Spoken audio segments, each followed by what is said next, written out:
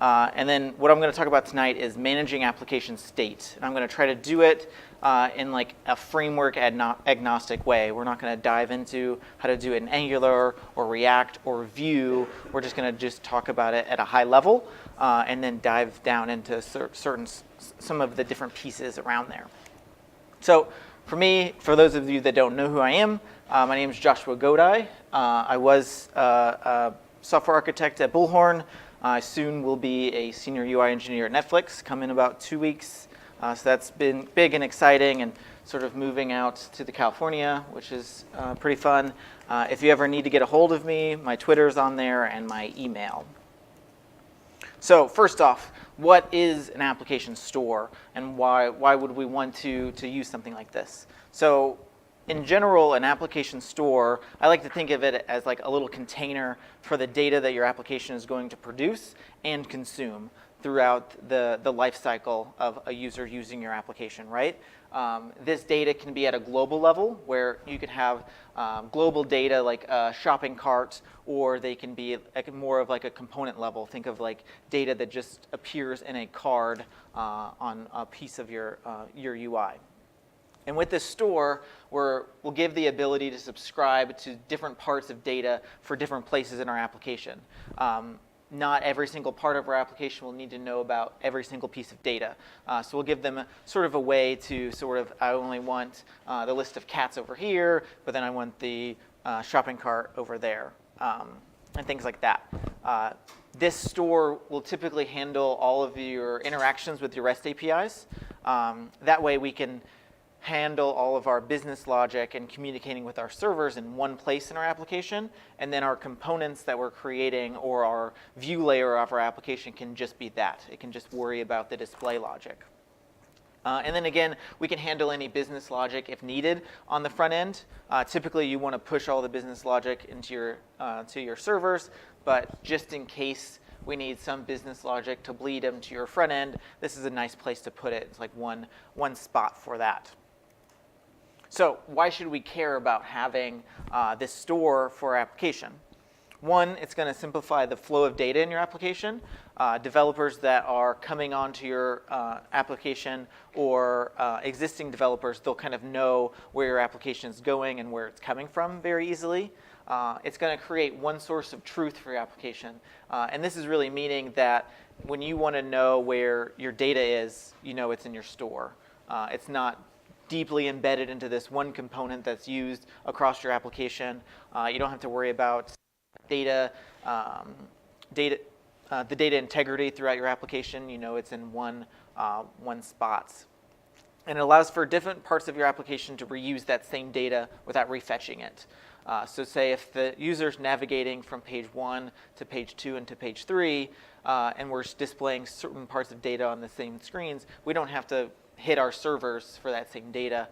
We can just grab it from our store. So that helps optimize our front end, so we don't have doing excess REST API calls when we don't need to, and it allows it a little bit easier to use.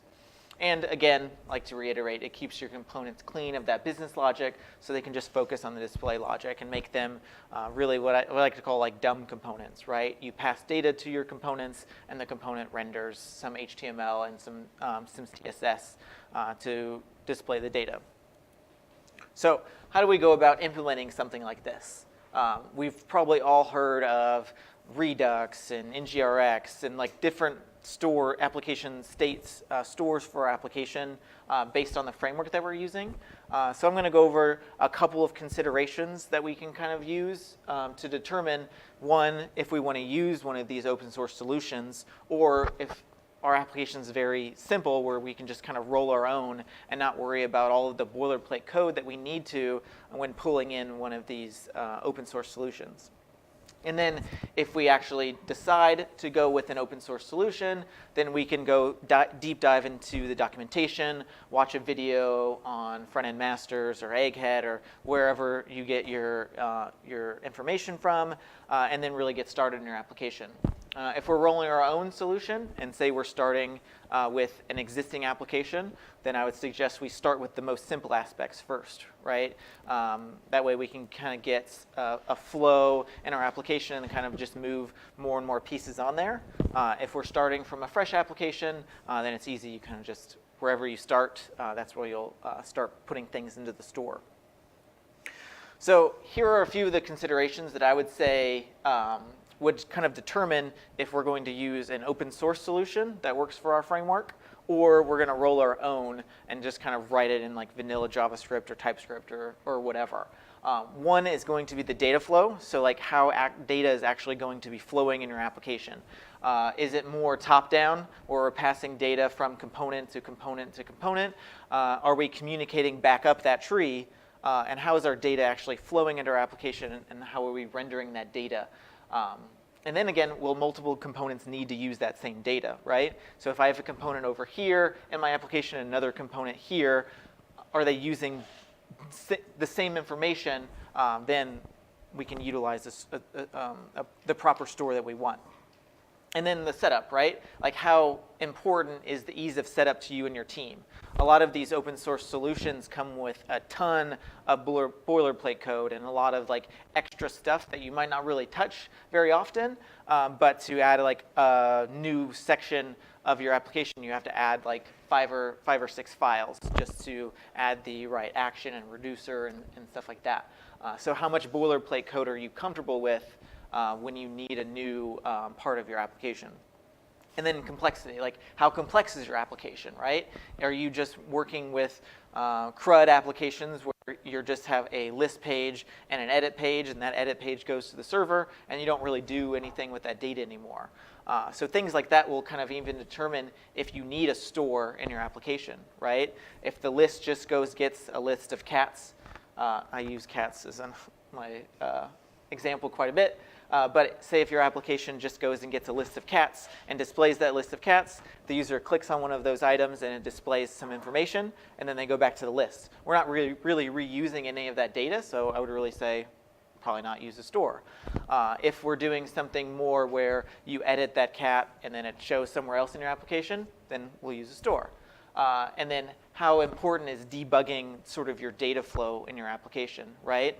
Some of these open source tools have Chrome extensions where you can kind of go back in time to see what happened when you edited a cat's name or breed and whatever, and how that affected your application, other parts of your application.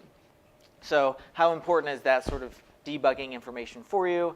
And then again, like how many developers are working on your application, right? So if it's just you might be fine with the boilerplate code, but if you are on a team of 10 to 20 developers, like there's probably, chances are there's going to be people that are not going to want the boilerplate and that overhead. So it's kind of just working with your team to sort of come up with the best solution that works for you guys in the long run. So with that in mind, I just want to kind of talk around some of the open source solutions that are out there right now. Some of you might be familiar with some of them. I hit some of the top frameworks. So we have Redux for React, NGRX for Angular, and UX for Vue. These three all use the sort of kind of like the same pattern. We use actions and reducers that maintain an application, our store, and then our components that we create will subscribe to different parts of the store. So all of those really use the same pattern. And then we have another one for Angular called ngXS. This is a lot less boilerplate code than something that follows the Redux pattern. It follows really nicely with Angular annotations. So if you're a big fan of having your application store kind of mimic the annotation feel that we get through the rest of the Angular framework, ngXS would be great. Unstated is a new one for React, which we're using the React's context to kind of maintain different states and then have different parts of your application subscribe to different parts of your store, which is really great. And then if you're not creating you're not using any framework, there's something like Akita, which is just a vanilla JavaScript solution. Follows almost the same, all of these kind of follow the same pattern. We'll see here in a second. but that one's a native JavaScript solution. If you're using GraphQL in your application, you can actually use something like Apollo link state to cache all of the data that's coming back with those queries. And then next time you do a query, it'll just hit the cache data instead of your REST API. So that can act as your application store as well. And there's many, many more of these that are out there. These are just some of the main ones. But yeah, most of them will follow like the same paradigm that we'll kind of go through. So the first one we're going to look at is these Redux style stores, right? So how Redux, NGRX, and Vuex handle their application state. And it all can boil down to like a flow diagram like this, right? So we have our user interface that our user's actually using. Our cat list is there. Everyone's happy. They're seeing cats. They're fun.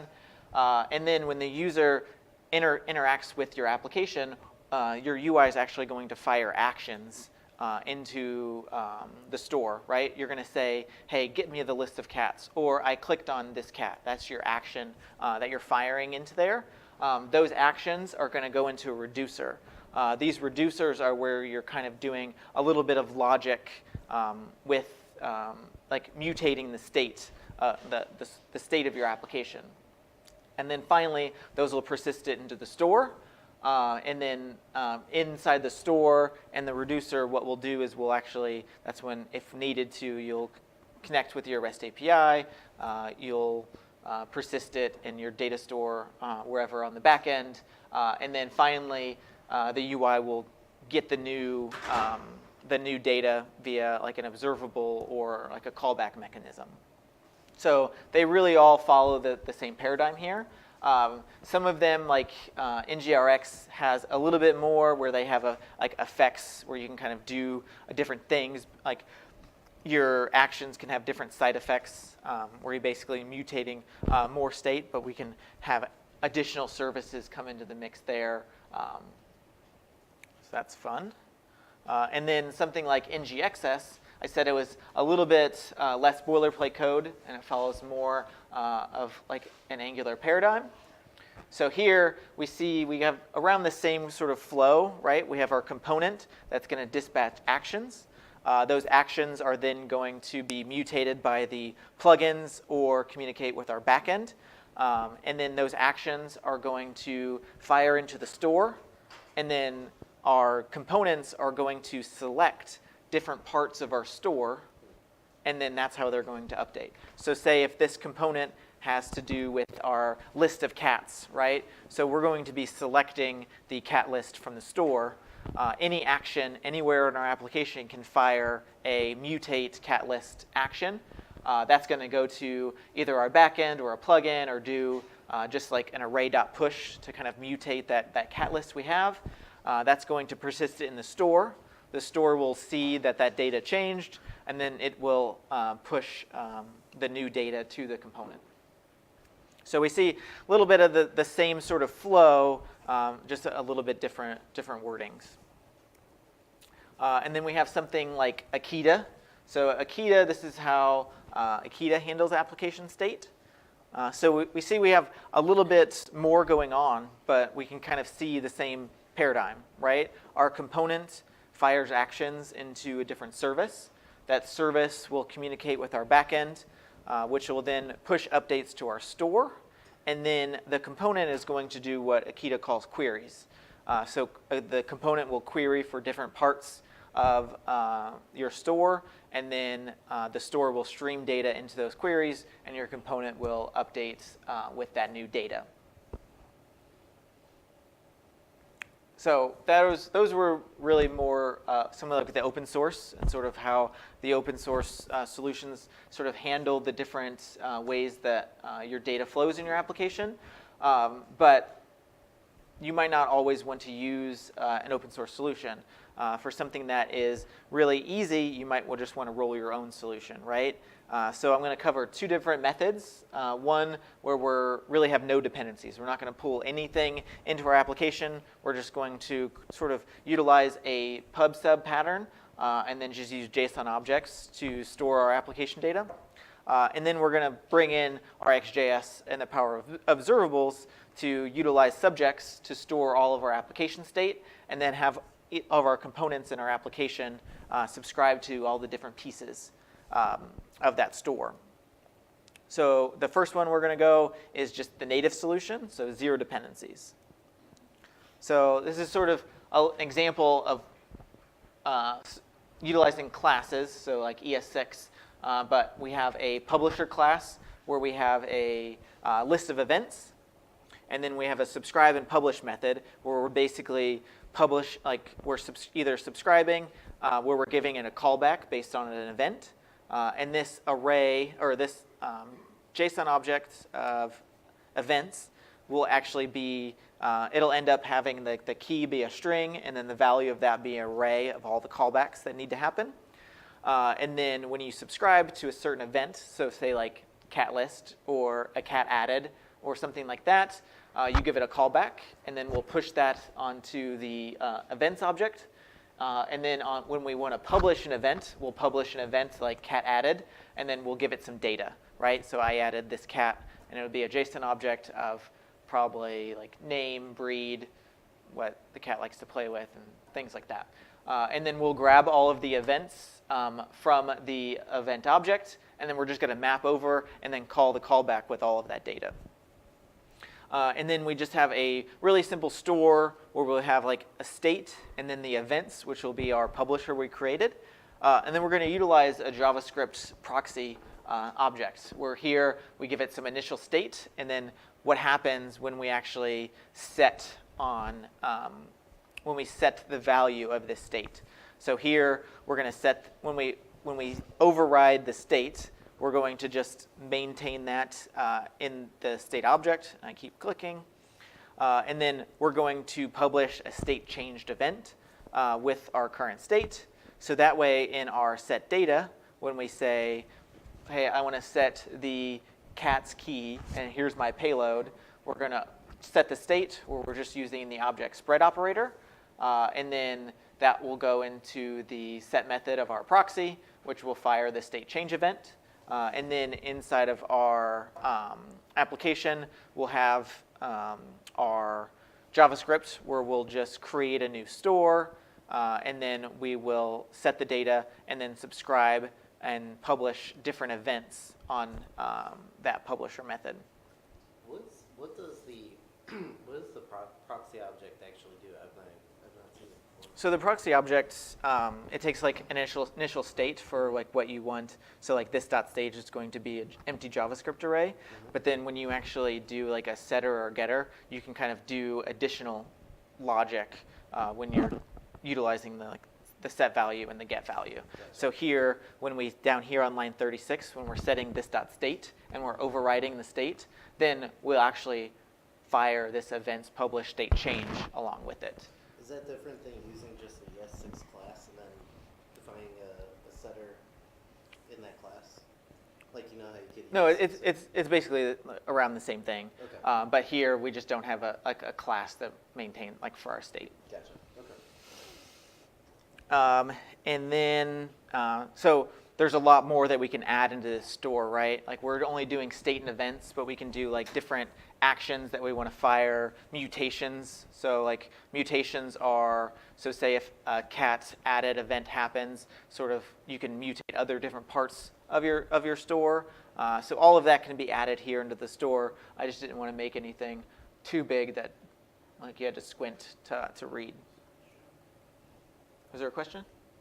I was just asking about subscribe on JavaScript, or is it like a custom function that you? Oh, this subscribe here? Yeah. So this is just a method on my class called publisher. So you would invoke this. So you would say on your store, you would say store.events and then .subscribe to cat list or cat added. Would you call that equal instead of subscribe? Yeah, I can call it whatever I want. I just use subscribe and publish because I was trying to make something that followed that like pub sub paradigm. But yeah, all of these can be called whatever. The only really thing that needs to stay the same is this proxy because we're using the JavaScript proxy.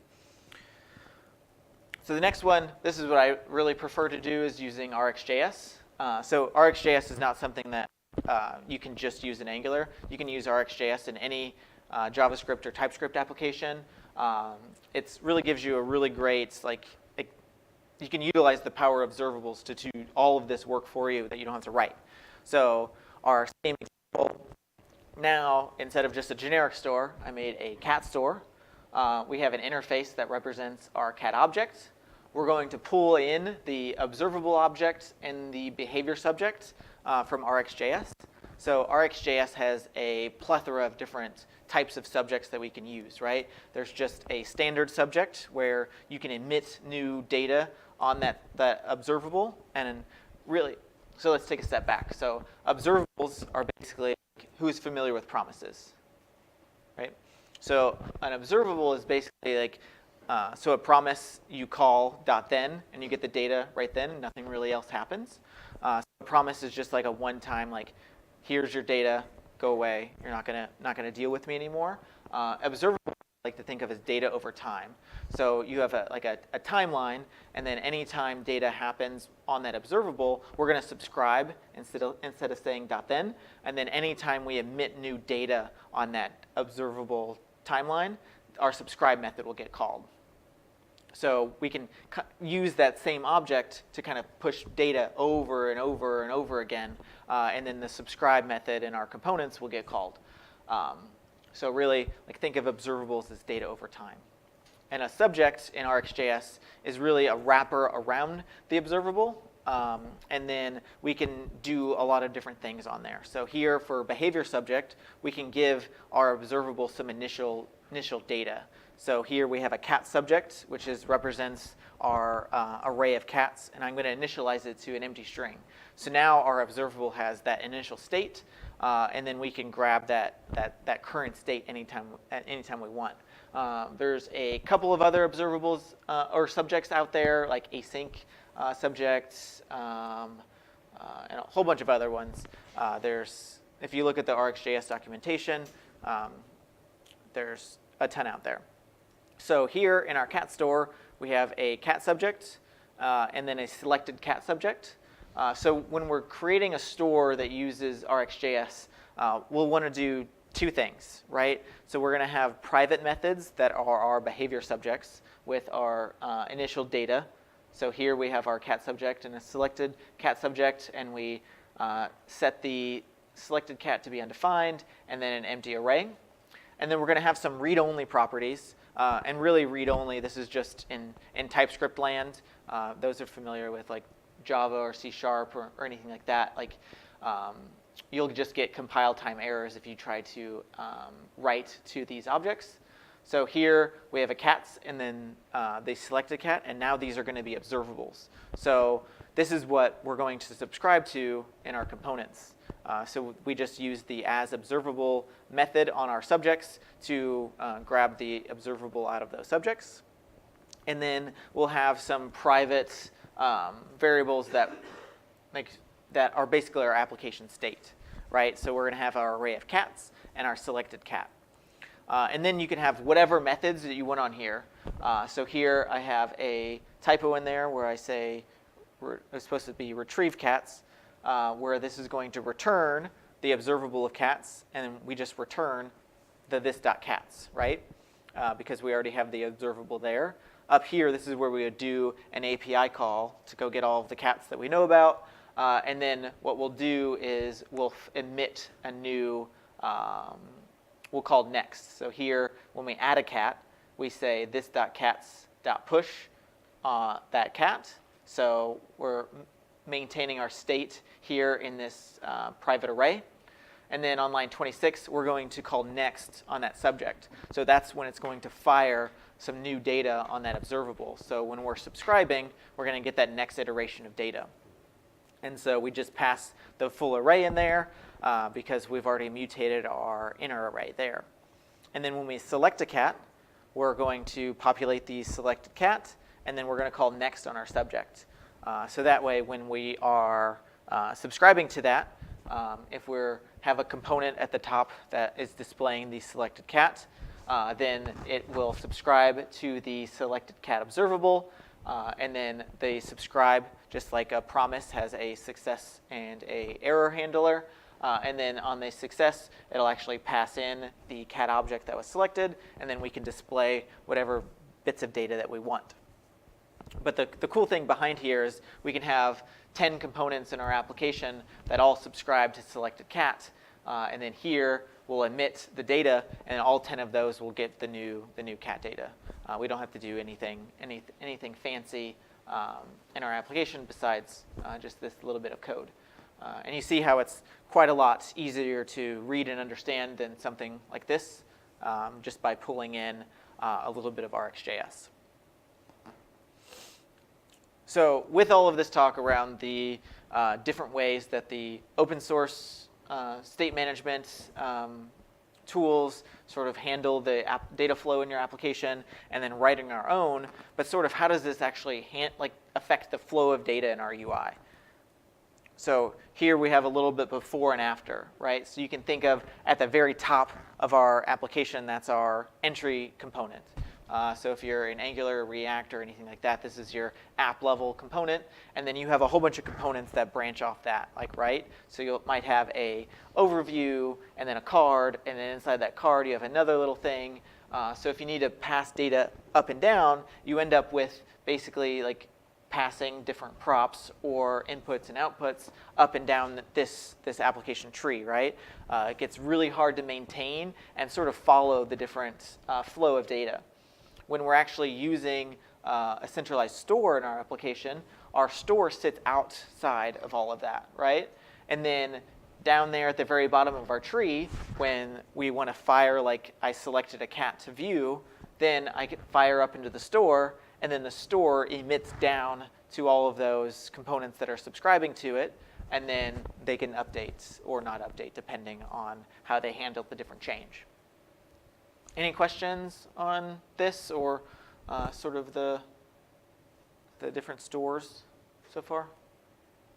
You might be covering this, but whenever you do the store pattern, are your components are pulling in like data, like they're interacting directly with the store. Are you ever still using props to pass data between components? Like other than that, or are you do you basically pick one or the other? So in the before, that's where you would you have to pass data down with like the props or inputs or outputs or I forget what Vue calls them. But then in the after, you instead of doing that way, you would then just grab it out of your store instead. Do you ever do a mix of the two?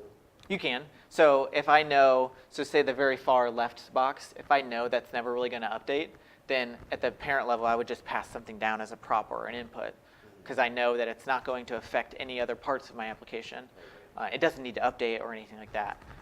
And then on the yellow box, I know that that has an action, that it can change the selected cat. So that's when I would utilize something with the store. That way, anytime you're doing like something with the store in Angular, or React, you have to dependency inject that in, right? There's a little bit of overhead with that. But if say the component was just rendering it that didn't need to update, I call those dumb components. So I try to keep those as lean as possible. So they would be like a pure component in React, or like a change detection on push in Angular land. And you never want to store like a component level state, like is this component collapsed or expanded? You never want to go to that level in your store. Correct. Per se, right? Yeah. So if you had a component level state that just changed like the view appearance and stuff like that, that would just stay in your component as like local variables, and that would just re-render in there. You would only utilize your store for things that are sort of more at a global level. All right. So how do we actually pick the right choice, right? This is going to be different for every single person, right? We all have different opinions of what we want to pull into our projects. So really, it's like diving in and vetting out all of the different open source options that are there. I pay really close attention to the community around that. So the worst thing that you could do in a very large application is like, oh, this open source project looks really cool and it makes my life a lot easier. Then you implement it, and then you get a year, 2 years down the line, and that no longer is supported. And then you have a bug. Now you have to fork it, do it all yourself. You have a lot more overhead. So I pay really close attention to the community that's out there and the support around that community. Like, is that something that's going to be alive and like there during the longevity of my application? And then really how do they handle their issues, right? Do they have a backlog of 5,000 issues that they're not really going through, or pull requests taking months and months to get merged in? Because chances are, working on something like this, depending on the complexity of your application, you might actually have to do a little bit of bug fixes, and you might have to do a pull request into this open source project. How fast is that going to get resolved? All of those things that you'll kind of use to sort of vet an open source solution, really any open source project in your application, right? Not just into the application stores. And then you take a look at your application, right? Is it very simple? Like, we're not really doing too much. We're doing more component level state than global state. It's like you might not need an application store on your own. I know most of you probably went into this thinking that I was just going to tell you what to use, but it's really just like application specific and team specific on what you would actually use. And then if your application is complex, will you benefit from having that open source? Like, do you want the overhead of keeping and maintaining your own application store? If not, use open source and kind of go with that. If you don't think the open source solutions are worth the setup and the boilerplate code that comes along with it, then we roll our own. And if you're sharing a state of lot throughout your application, you have a lot of global state, then definitely consider an open source solution. So now I kind of want to just go into a couple different use cases, right? I talked about that cat catalog quite a bit. So that cat catalog application, we just maintain a list of cats that were available to adopt, right? So our application, if we were to see it, which would be better if I had like a little drawing of it or something, a list of cats, we click on a cat, and that just opens the cat's biography with some awesome pictures, maybe a video of it playing with something cute or whatever, and then just some information. So what would you guys think that an application of that magnitude, what would we do? Would we use an application store, open source, roll our own, or just not deal with the store at all? I'd say roll your own. Roll your own? Yeah. All right. And then, so we have an e-commerce site, right, where we have a whole bunch of items that are available for purchase, and any point in time, the user can click on an item anywhere in our application and add it to their shopping cart, and then the user can view their shopping cart at any point in time and check out or kind of just see what's in there. What do you guys think we would do in that? Probably no store, right? All right, so what do you guys think? And then finally, we get a cat. So here in the cat catalog, I would typically probably roll my own solution here, or maybe no store at all, depending on how often they're going to go back and forth to the list and how often I need to make sure that list stays up to date. So if that list is changing from outside sources quite a bit, I don't want to store that list on the client side, right? Anytime I go back to that view, I'd want to just go get the new list from our back end. If that's never changing, changes very, very seldom, then I would just roll a store that locally in the application store, and every time you go back to the list, we populate from the cats in the store, which will speed up the time and give a little bit of load off of our server. For the e-commerce site, this is where I would actually probably pull an open source project in, deal with the boilerplate code. It'll help in the long run, but you can also roll your own store too. We saw using the RxJS subjects how easy it can kind of be to sort of maintain that. So maybe something with just the e-commerce site where we just have that shopping cart that is our only global state. Maybe something we just roll our own, and that'd be just one RxJS behavior subject that we have in a service somewhere, and then that's really all we need. All right, so any questions or anything like that?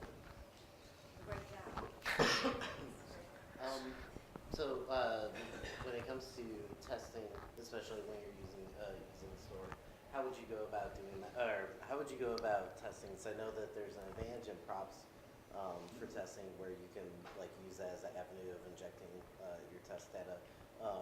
Would you structure your components differently to like swap out the store? Would you include the store in the test of the components, or how would you handle I would typically mock out the store Okay. on a component level. That way you can test all the different scenarios of like it has preloaded data, it has no data, or like some error case. And then you can make sure your component handles it differently. And all of the open source solutions have like detailed documentation of how to handle the different test scenarios and mocking them out. If you're doing like the roll your own type thing, then I would just, depending on the unit testing framework you're using, just mock out the different like behavior subjects and like the initial state. Cool. And then as far as using the store, using the store as a store, and then like either grabbing data or writing data to your API, is there ever a point where you feel the need to write some of that store data to like local storage or something like that to like kind of I guess I'm trying to think of how I want to word it. Like your ultimate source of truth for your data is up in your API and in your database and stuff like that. But you're kind of pulling down and creating a cached version of that in your JavaScript application. Are you ever like trying to offload some of that to your browser storage, just in case your like application is getting larger, or you're just dealing with all of that in memory? Or I typically will only deal with it in memory, Okay. and I will usually only use local storage for maybe like user session settings. So like, say if our website had like a dark theme, like stuff like that, I would store there if we didn't want to persist that on the server, right? If we weren't worried about me being on your laptop and logging in and getting the dark theme, but then not over here on my laptop. So I typically will only put some stuff like that in local storage, and I'll typically just keep all of that stuff in memory. So that way when you navigate away and that component gets destroyed or anything like that, something that's not using that part, then it'll get garbage collected and like keep your memory footprint of your application down fairly low. Do you think, do the security, constraints and requirements of the system generally have an impact? No, because at the point where you're actually like in your application, you've already probably gone through your login page that has whatever your login mechanism is, and if you're using like the JSON web tokens, then like those will automatically get passed along with all of your requests and things like that. So as long as your backend is validating, like when a request comes in, that they have a valid session and they have the right rights to read and write the different data, it won't be an issue. So for Yeah. our situation, if we had that one pyramid where how everything's talking to each other and it's a giant mess, that's my situation. So for us, we have very little need for pure global state across all the screens. Some things, but not much. But in a particular screen, for us, we do it by feature. So a feature is pretty much at a page. And then in there, there's a lot of state that is shared across there. It's, bindings, basically, inputs. And so, would there be lots of stores? Yeah, so we you wouldn't can, have necessarily one central store. yeah, you can have like a central store that really doesn't have anything in it, right? Or it could just have two main objects that are your two features, and then inside of that object is the rest of your object. And then so like here in this second tree, right? So like everything down here will only say if this is say like called cats, right? Like all of here would just use the cat store, right? And then over here is dogs. And then over the rest of these children would use the dog store. So you can break out your application like that. So like for us, what in a particular directory component with a template with a service, Yeah. especially today. So would the service then interact with a new store file, and that's the one where that is actually Yeah, really. stores would actually make calls. Are you using like Angular or React? This is Angular JS, Angular So at that, like, so you'd have what I would do is I would have my feature folder, and then in my feature folder you have like usually your entry level module, and then I would probably have a folder for like services and a folder for store, and then in the module, that's when I would set up that when you're injecting something called the store, you're actually going to get the dog store versus the cat store, and sort of override it like that. And if you're utilizing something like TypeScript or ES6, I would go as far as sort of probably making like abstract classes to sort of make the setup of all of those new stores and new services as easy as possible, because there's going to be a lot of base logic that is repeated over and over again. So I would abstract that out. That way, like all of the new setup of the new features are as easy as possible. So like for the feature, initialization of the entire feature, that would be time to initialize the store itself. Yeah. And then you could even go as far as like writing your own like generators with like Angular CLI, where you can say like, hey, I want a new feature for whatever company you work for, and then it automatically create all of those files for you. RxJS is, since we're for Angular 6, 7, I'm sure we're going to utilize that. Yep. Any other questions? So do stores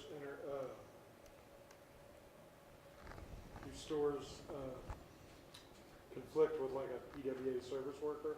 Because I know it does some caching as well. So I would say it just kind of enhances it, right? So your PWA, you can set it up to like cache different network requests and stuff. Sure. So really that would just act as if you weren't storing the states, like you were refreshing and going back to the server, then it would just repopulate with the data from the service worker instead of actually hitting your back end. So they work very, very well hand in hand.